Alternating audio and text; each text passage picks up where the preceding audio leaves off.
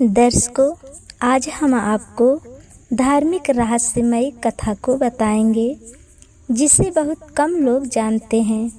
मंदोदरी वास्तव में बाली की पत्नी थी, तो रावण की पत्नी कैसे हो गई? आज इसी रहस्यमयी कथा को जानेंगे।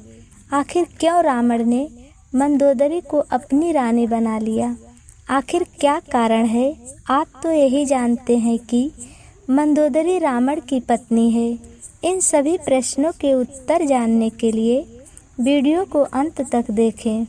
बात उस समय की है जब तीनों लोकों में दोनों योद्धाओं का पराक्रम की चर्चा होती थी। एक था रावण, जो विद्वान तो था ही, शक्तिशाली भी था। वहीं दूसरी ओर बाली भी पराक्रमी था। भगवान विष्णु जी के वरदान के कारण बाली के सामने से जो कोई युद्ध करेगा, उसकी आधी शक्ति बाली में समाहित हो जाएगी। रावण पृथ्वी के समस्त राजाओं को पराजित करके अपना दास बना लेता था, इसीलिए उसकी वीरता अजेय थी। इसी कारण उसे अहंकार था। रावण ने सोचा कि अब उसे राजा बाली को भी अपने अधीन कर लेना चाहिए। रावण किष्किंधा पहुंचा और युद्ध के लिए ललकारने लगा, परंतु उस समय बाली गहरी तपस्या में लीन था। रावण बार बार युद्ध के लिए ललकार रहा था, किंतु बाली अपनी तपस्या से एक क्षण विचलित नहीं हुआ। रावण को यह अपमान सहन नहीं हुआ। उसने एक बार ऊंचे स्वर में युद्ध के लिए ललकारा। बाली को क्रोध आ गया। उसने तुरंत रावण को दशानन सिरों सहित पकड़ लिया। रावण को अपनी कांख में दबा लिया। रावण ने बचने के लिए अपनी पूरी शक्ति लगा ली, किंतु बाली की पकड़ से मुक्त ना हो सका। किंतु उसका अहंकार पल भर में टूट गया। उसकी कोई शक्ति काम नहीं कर रही थी। बाली ने अपनी तपस्या आरंभ कर दी। इस तरह से बाली अपनी कांख में 6 महीने दबा कर रखा था। उसका पूरा अहंकार एक क्षण में टूट गया। रावण ने अपने जीवन में पहली बार इतनी शक्तिशाली किसी को पाया था। रावण ने बाली से कहा कि हे महाबली, मैं समझ गया कि तुमसे युद्ध करना मेरे लिए असंभव है। मैं अपनी पराजय स्वीकार करता हूँ। बाली ने कहा कि तुम्हारे अंदर छल कपट की भावना अभी बाकी है। तुम जब भी अवसर पाओगे तो मेरे विरुद्ध षड्यंत्र रचोगे। रावण ने विनम्र भाव से उत्तर दिया, हे महाबली, मैं तुमसे बैर कभी नहीं करूँगा। अब मैं तुमसे मित्रता करना चाहता हूँ। किसी ने सच ही कहा है कि पानी को चाहे जितना गर्म करो, पानी आग बुझाने का उतना ही काम करेगा जितना कि ठंडा रहने पर। रावण अपने मन में दुश्मनी की गांठ बांध ली और मौका की तलाश करने लगा। अगले वर्ष बाली राज्यपाठ को अपने भाई सुग्रीव को सौंपकर तपस्या करने चला गया। रावण अपने गुप्तचरों से सूचना पाकर रावण किष्किंधा में ऋषि का वेश बनाकर प्रवेश कर गया। बाली की आदेश था कि कोई उसके राज्य में किसी ऋषि के आगमन हो तो उसका सेवा सत्कार किया जाए।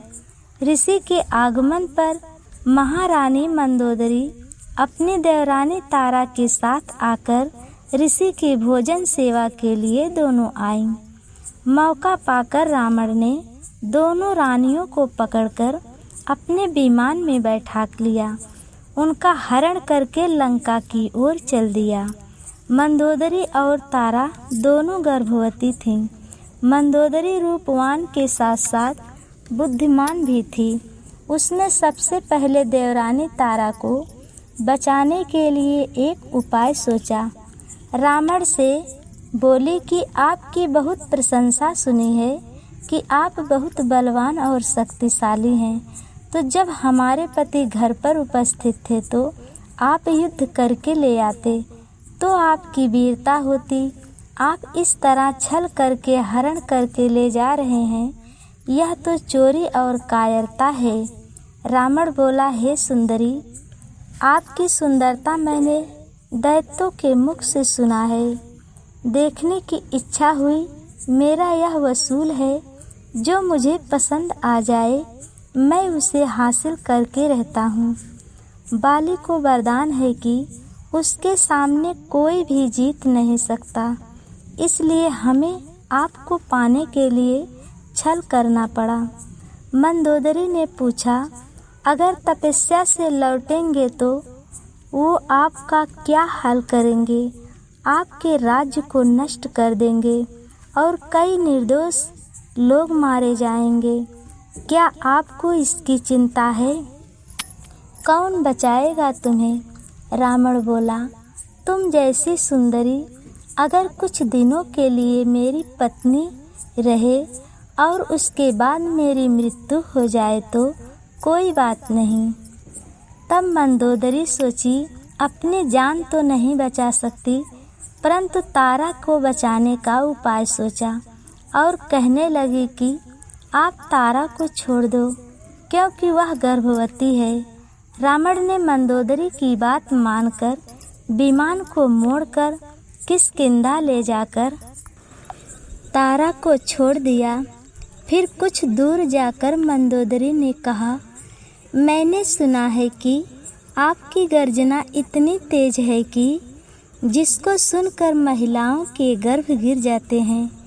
तब रावण ने सुनकर तेजी से गर्जना किया, जिससे पूरे ब्रह्मांड में गूंजने लगा, जिससे मंदोदरी का गर्भ गिर गया और उसका पुत्र समय से पहले पैदा हो गया। ये मंदोदरी का दूसरा त्याग था। बुद्धिमानी से रावण से कहा कि इस बच्चे को तारा के पास छोड़ दो, ताकि इसका पालन पोषण इस मासूम बच्चे का सही से हो सके। रावण ने फिर से पुनः विमान घुमाकर मंदोदरी को तारा के महल पर उतारकर कहा कि इस बच्चे को तारा को दे दो। मंदोदरी ने अपने बालक को तारा को देते हुए कहा कि आज से इसकी माता तुम हो। आपको मैं अपना बेटा दान कर रही हूँ। पुत्र माता के शरीर के अंग होते हैं, इसलिए इसका नाम अंगद होगा। ऐसा कहकर वह रावण के साथ लंका चली गई। रावण ने मंदोदरी से विवाह करके अपने लंका के महारानी बना लिया। इसके बाद मंदोदरी के रावण के कई पुत्र का जन्म हुआ।